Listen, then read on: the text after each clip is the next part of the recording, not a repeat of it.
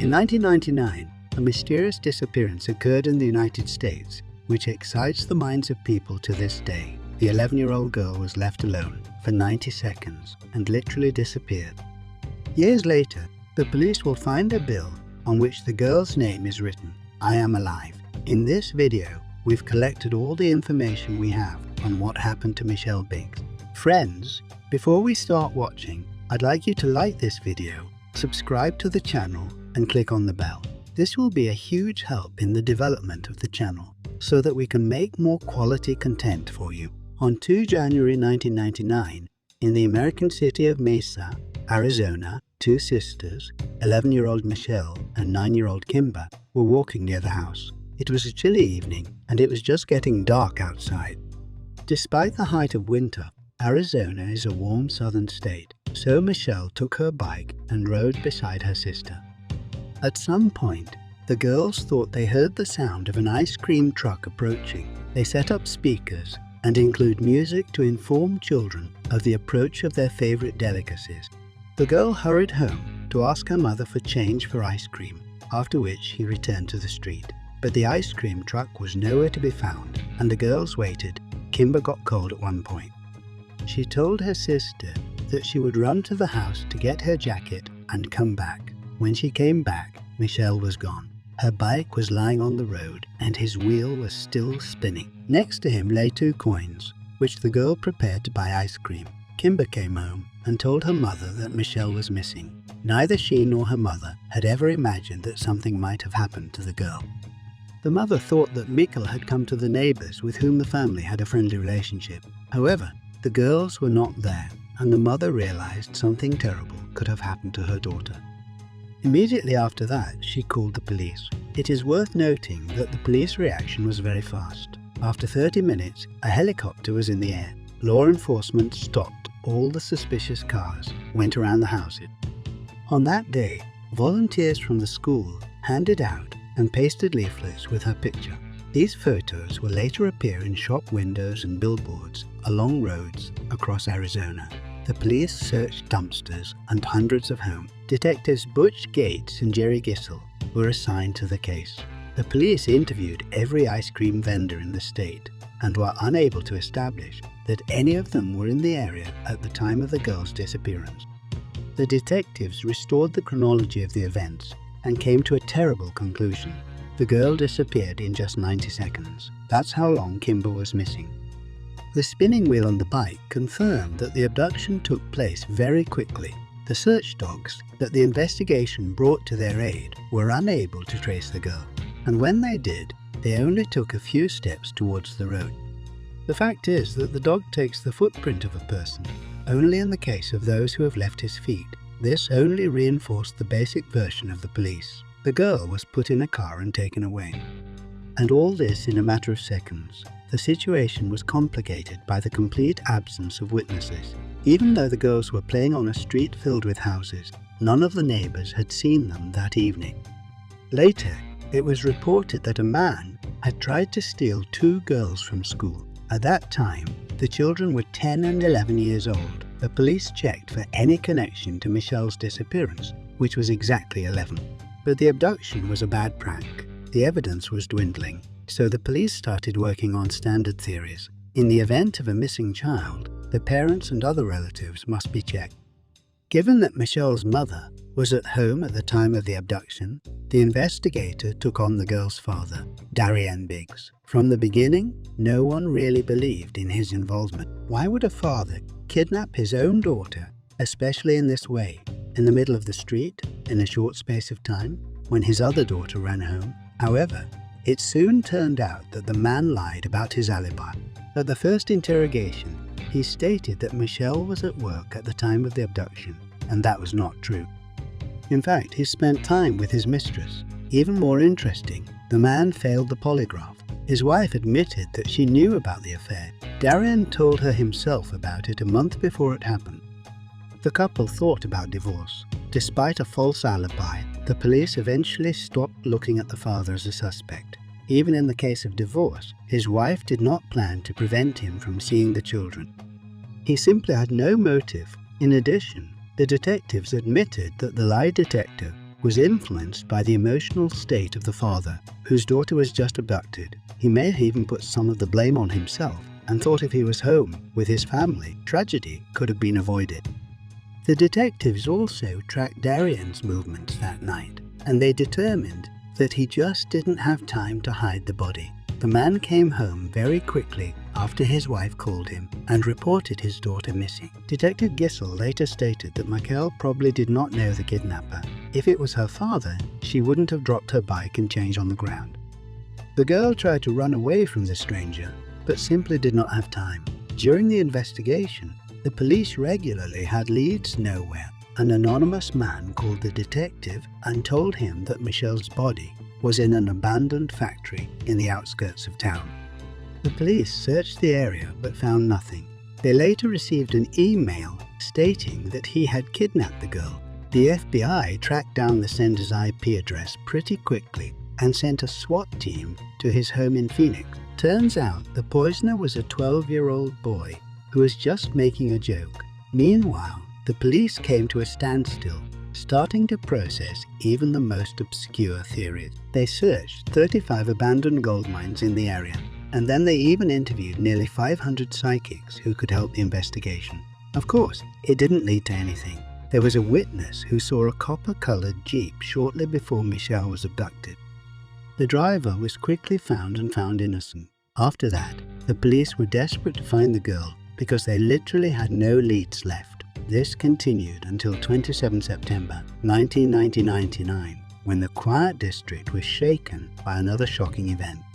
A woman living near the Biggs came home, walked into the kitchen, saw a middle-aged man with his pants down. He did not utter a word, instead attacked the woman, began to strangle and abuse.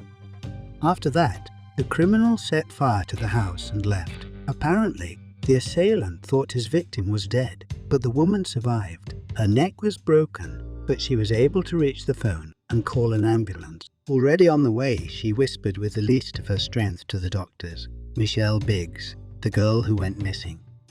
He took her. You have to save her. The whole city is up in arms again. Events have taken place quickly. The police took the case and arrested the attacker. It was D. Blalock. The man was a well-known alcoholic living with his wife and 3 children. He repaired the wrecked cars and occasionally disturbed public order. His house was only 2 blocks from the Biggs. D was one of the first to volunteer to help find Michelle and willingly let the police search the house, but not the trailer in the backyard. He asked for a warrant for the trailer. You have to admit, this behavior is extremely strange. A man of ill repute is volunteering to help find the missing girl. Without question, the police take a look at their house and suddenly forbid them to look in the trailer. Since then, Blalock has become the prime suspect. Although his wife provided him with an alibi at the time of Michael's abduction, no one believed her story. She was probably just afraid of her husband. Detectives started digging into Blalock's past, and it turns out he's been tried 3 times for assault and battery and kidnapping of minors. He got out of prison only in 1995, and at that time, none of the neighbors even knew what kind of monster was living next door. Several times a week, Michelle attended private piano lessons with a neighbor who lived across the street from Blalock's house, which suggests the man might have known the girl long before she disappeared. After Blalock's arrest for assaulting a woman, the police came to him again with a search warrant and planned to examine the trailer he had previously refused them access to, but they were going to be disappointed. The trailer disappeared without a trace. For Michelle's parents, it was a huge blow. They were sure their daughter was there, alive or not, but he disappeared, and the police were unable to track his location. On September 27, 1999, Blalock was sentenced to 15.5 years in prison. He categorically denied his involvement in the disappearance of Michelle. It is not surprising. For assaulting a neighbor and the atrocities he's done to her, 15 years in prison is a mild solution by United States standards. A confession to kidnapping an 11-year-old girl across the street could have led him straight to the electric chair. Parents couldn't accept that their only hope for the truth had vanished. Blalock's mother and father wrote a letter to Blalock directly to the prison, where they asked the main question: whether he had anything to do with Michelle's disappearance. Nobody hoped to get a confession, but the criminal's response caught the parents by surprise. He wrote that the conversation was too personal and suggested that his parents visit him in prison. At that moment, the parents' hearts were once again filled with hope that Blaylock would confess. But they were in for a huge disappointment. Sitting across from the perp, his father asked, did he have anything to do with his daughter's disappearance? Blaylock simply said he didn't. In this way, the conversation continued for a few more minutes. After that, the offender just went and left accompanied by security. It was like he was just teasing his parents, giving them false hope, and destroying it by looking them in the eye. For a sadist like Blaylock, other people's suffering can be an unparalleled treat. For this reason, he apparently set up a meeting with his bereaved parents. After that, Mikhail's father admitted that he was convinced of Blaylock's involvement. He said, I was sitting a few meters away from the guy who killed my daughter, and there was nothing I could do about it. At this point, the hope of solving the case has left even the most persistent. Absolutely everyone believed that new clues would never appear. Years later, they will realize that they were wrong. But about this later. On the 5th anniversary of Michelle's disappearance, the parents buried an empty coffin, finally saying goodbye to their daughter. During this time, their marriage broke up. They moved and were reluctant to contact journalists. Until 2018, this case went to a draw. The police simply had nothing to work with. But suddenly, for everyone, there was an event that rocked America. On March 14, 2018, a dollar bill accidentally hit a police station in Neenah, Wisconsin. My name is Michelle Biggs. Abducted from Mesa, I'm alive.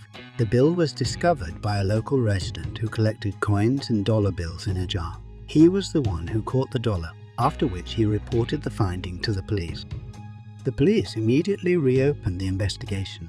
Michelle's mother rushed almost 2,000 miles to look at the handwriting and see if it was really a message written by her daughter. Other relatives also came to the station, but they all made a disappointing statement. The handwriting is completely different from Michael's, and the name is misspelled. Mother suggested that the bill could be someone's most unfortunate prank. Other relatives also supported this version. Despite this, the police tried to track the banknote's path. Alas, this was almost impossible. Paper money changes owners so many times that it was impossible to find the author of the inscription. Experts who examined the banknote suggested that the inscription was made by an adult male who tried to imitate the child's handwriting. Despite everything, this message on the paper bill seems extremely suspicious. Could it have been a prank? The chances of the police and relatives finding out about the bill are extremely low. She could have been in a bank vault for years or years, and no one would have noticed. The fact that it fell into the hands of a partial person who reported it to the police is more a miracle than an inevitability. As for the handwriting, one cannot rule out the most obvious version. Michelle could write in haste, fearing being caught. Plus, she disappeared 9 years before the bill. Assuming someone held her captive, if they gave her the opportunity to write at the time. In 9 years without practice, handwriting can change beyond recognition. There is another question that no one knows the answer to. How long ago was this inscription made? The bill may have been in circulation for years, or it may have appeared shortly before it was discovered. It is worth remembering Blaylock, who was supposed to be released from prison in 2017.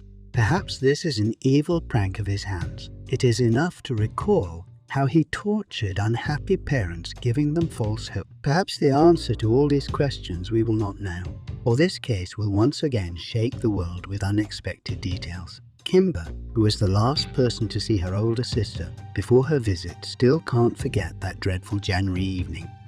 For a long time, she blamed herself for going home for a jacket, but now she realizes, against an adult kidnapper, she would be helpless. Kimber raises a young son who is constantly told about his Aunt Michelle. She calls her an angel who looks after him. The girl, as well as all her family, are sure that Michelle kidnapped Blaylock, but without evidence, it will never be proven unless the perp decides to come clean just to hit the missing girl's family again. And do you think there's any hope that the inscription on the bill was made by Michelle and she's still alive?